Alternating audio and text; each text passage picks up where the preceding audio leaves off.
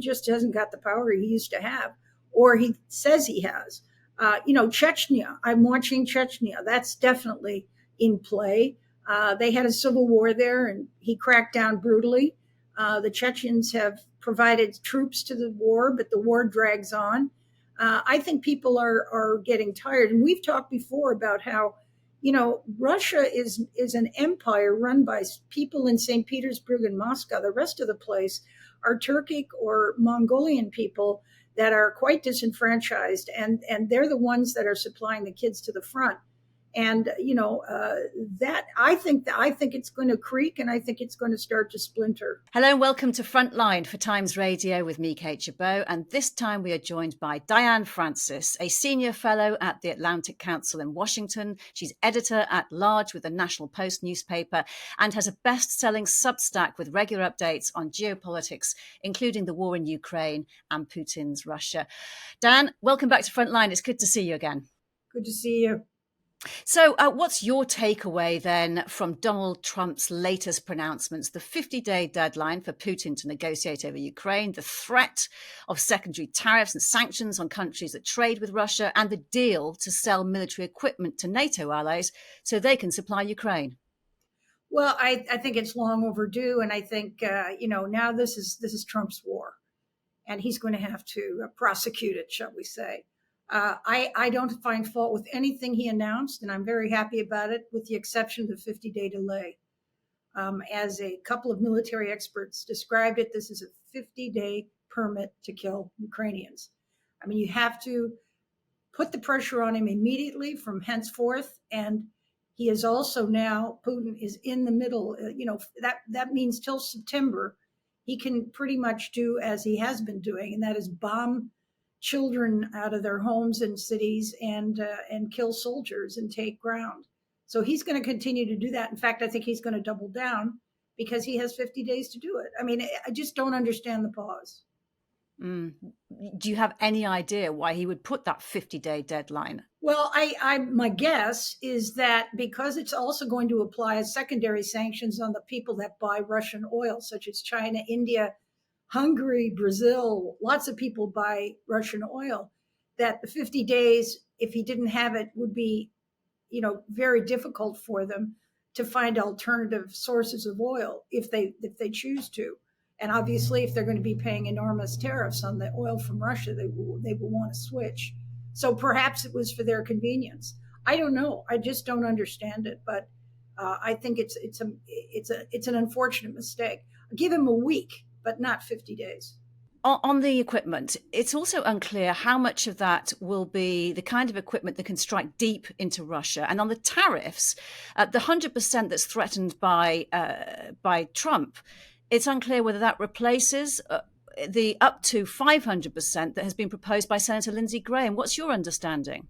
Well, I think that my understanding is that, and Graham has said it in interviews, that these tariff permissions of up to 500% that look like they're going to pass Congress easily are at the behest of Trump. I mean, he can ratchet it up to 500. He can keep it at 50 if he wanted. So he in fact does have control over the implementation of the tariffs. The Senate can't just do that, but they have this legislation giving him the opportunity to do that. Yes, and that news, to pour a little bit of cold water on it, the stock market surged in Russia in response, didn't it? Well, yeah, I mean, this is it. It's 50 days delay. Who knows whether he's actually going to implement sanctions or not. He hasn't done that since he's taken office to put pressure on Russia. So I think the stock market in Moscow went up a bump because they said, well, at least we won't have to deal with huge tariffs anytime soon, and maybe ever. So that was the reason for that. And then also the fact is that it's going to take weeks to get those weapons from NATO countries to Ukraine. And so the Russians know that as well. This is not going to stop Putin. And how likely is it that all of this will push Russia and China relations closer together? Do we take President Xi at his word when he spoke of the two countries strengthening their mutual support after a meeting with Russia's foreign minister in Beijing? China is in a very strange situation. I think China fears Russia. and vice versa. They've had wars, and China lost Manchuria to a czar a couple of 100 years ago. They'd like to get that back. So it's an uneasy relationship. However, China's making a lot of money selling stuff to Russia for its war. And it's also saving a lot of money buying the oil from Russia because it is cheaper than it would cost from the Arab countries or for the United States. So it has an economic interest in playing along. But I think that, they certainly would never have joined in on the war, and they haven't directly joined in on the war. They're at the edges, benefiting and profiting. So he plays it very carefully. And yet, North Korea has been directly involved in the war. It has offered unconditional support to Moscow and is already under very severe international sanctions itself, the regime. So it's hard to see how it would be deterred by these pronouncements by Trump. North Korea will not be. North Korea is, isolated. And that's another problem. That's another concern for China as well as Korea and Japan. North Korea with Putin's backing and more nuclear technology is a really serious existential threat in that entire region. So,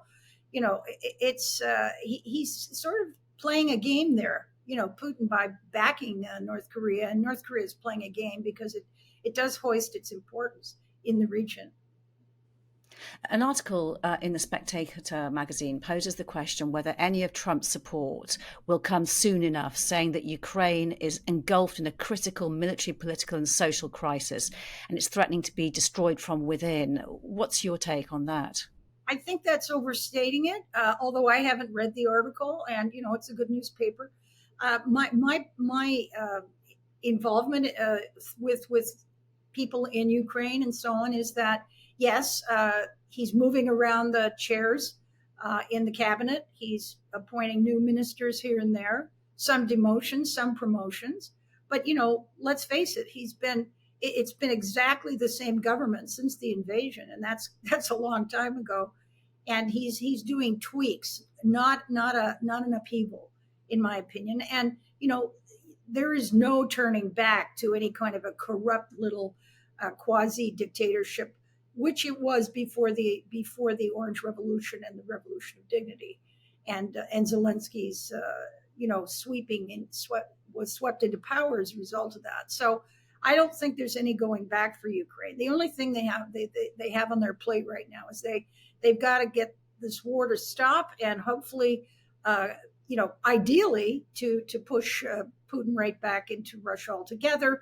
But if not, come up with some kind of an armistice to stop this. And that article, it goes on to say that the government is racked by corruption scandals, purges, public faith in their future and their leaders is tanking, it says, and pressure to make peace is almost any price is growing. What do your contacts inside Ukraine tell you? Well, look, people are exhausted. People are it's been a terrible war. And everybody knows someone who was either evacuated and had to leave the country or been killed or wounded. The children have been stolen. They're not back. This is a very demoralizing, dragged out affair, which is why it is important. And I think a bump in confidence will result from the fact that Trump is getting involved in it, and he's going to send huge amounts of arms to Ukraine. And on the reshuffle that President Zelensky is conducting at the moment, what do you think the objective is with the appointments he's making? Well, I think it would be to reward some that are doing a better job and to demote those that haven't been pulling their weight. I don't think there's any change in philosophy or strategy on the part of his government. He is the head of state. He has control over the country through martial law. And there may have been this and that corruption. I mean, there was a lot of corruption when the Russians controlled it, for years. But it's nothing that my sources say is out of control. And I think that I think the Ukrainian people are still firmly behind the Zelensky government, and they hope that he will somehow be able to pull this off. And I think the fact that Trump is finally publicly willing to send tons of arms is to me a vote of confidence in Zelensky after months of mistreating him. And right now, President Zelensky is conducting a reshuffle. What do you think he's trying to achieve by that? Well, I think he's doing some tweaking. This has been a government that's been under an unbelievable amount of pressure and in difficult times since the invasion in February 2022. And I think he's demoting and promoting various people, kind of shuffling the deck a little bit. I don't think it's necessarily a sign of his weakening power. In fact, he's just exercising more power to make changes that he sees fit. The person he's chosen as the new prime minister, Yulia Sviridenko, she has a record of having been good at getting investment from China into Ukraine, but she's also the person who was in the room who oversaw the minerals deal with the US. How influential will she be, and how good a pick is she at this particular crucial time? I would think she's a very good pick. I mean, because she's already doing sort of foreign policy stuff. And she also has the business knowledge and basis with which to, deal with the Trump team or, in the past. So I think that she's a very solid choice as prime minister. There are rumoured backgrounds of intense political power struggles. Can you tell us a bit more about this man who is spoken about, Andriy Yermach, his position and his influence? Because his influence and his position, they've been meteoric rises, haven't they? Yes, he came in with Zelensky from the very beginning. A lot of people in Ukraine didn't trust him, don't care for him, and still don't, because he did a lot of business in Russia, and they were concerned about his loyalty and so on. But he's been right there beside Zelensky through this whole arduous process, and I just don't know. All of this, Diane, comes against the backdrop of stories about intense political power struggles. What can you tell us about Andriy Yermak, his position, his influence, and his meteoric rise? Well, I think every democracy has a lot of these intrigues going on when it comes to the power at the top. Yermak has been with Zelensky from the beginning and played a very major role. He's been in on all the meetings. He is, but he is a controversial figure because he did, as a small oligarch, he did a lot of business in Russia. And so a lot of Ukrainians have been kind of suspicious of his loyalty and so on. But Zelensky obviously has a lot of faith in him, and he's been his sidekick throughout the whole ordeal. So taking a step back then, those kind of reports talking about the kind of turmoil and the almost political existential problems going on in Ukraine, they're overblown, and actually it's to be expected after 3.5 years of war. Absolutely. But I'm not, it's inside baseball. I'm not there. However, it's got to be turmoil. I mean, they keep getting bombarded. You go from hopelessness to optimism. It's got to be a nightmare.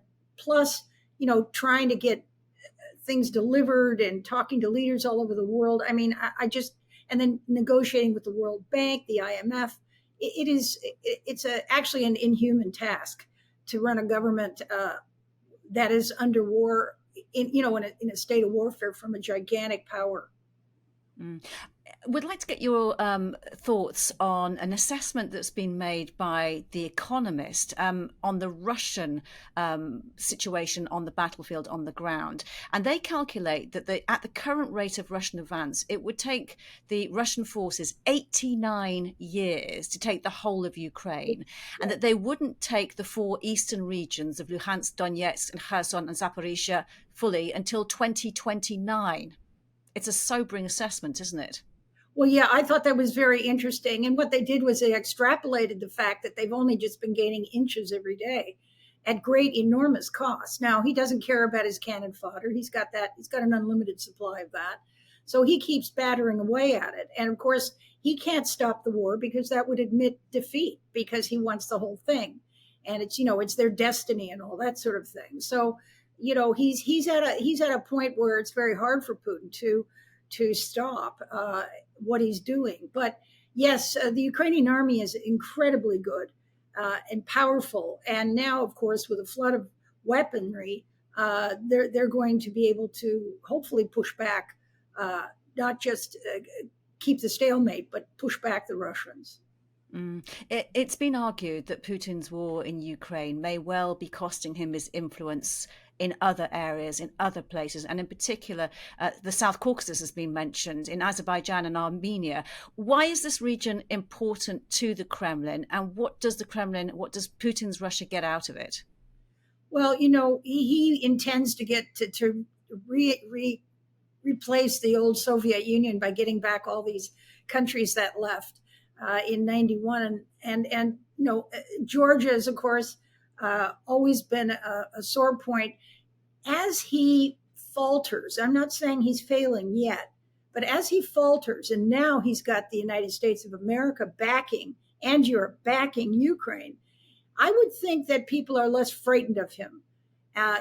Fear of the unknown and how powerful he could be and what he could do to your country has been a very big instrument in what he's been able to do. But that doesn't exist anymore. And so now you see that it's being tested here and there. And that's not good news for him.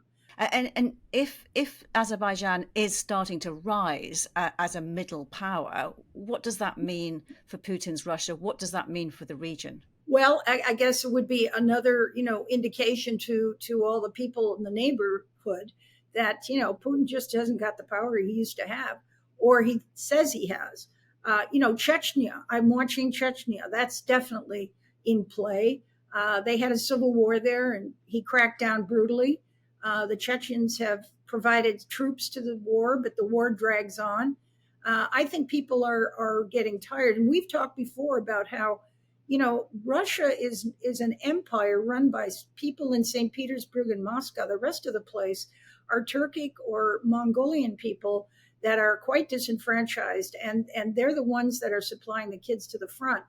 And that I think it's going to creak, and I think it's going to start to splinter. And what do you think the consequences will be of that? Well, I think it'll be similar to what happened to the old Soviet Union. That once Ukraine left, then another 12 or so walked and weren't forced back in. The satellites were free. The Iron Curtain disappeared, and there's no reason to believe that parts of, particularly the areas of the Azerbaijan and the Chechen areas in the Caucasus, they've always been feisty and difficult.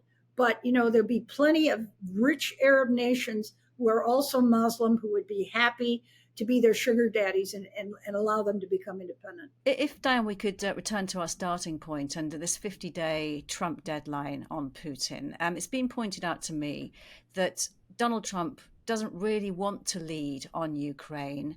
He wants to get Ukraine off his desk, as it were, horrible expression, but that's the kind of sentiment that I was told that he had, and so that he can deal with other issues that are on his mind, so that he can deal with China and Iran. I mean, what if he doesn't show leadership and another deadline comes and goes? Well, he can try and push the narrative that this is Biden's war and I'm just here to try and mop up the mess all he wants. But it's now his war, and he's actually putting weapons out there.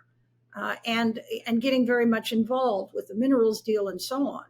And while he's not going to want to call the shots, he's handed it off to Europe and NATO, and they are with American backing. So the important thing here is that we all have to realize he can't renege. This is Trump's war. He's got to wear it now, and he's got to hope that he can come up with ways to win it. Diane Francis, it's been good talking to you. Thank you very much. You're welcome. You've been watching Frontline for Times Radio. If you'd like to know more about the war in Ukraine, you can subscribe and sign up for a membership. You can also get more analysis by listening to Times Radio or read thetimes.com. But for now, thank you for watching.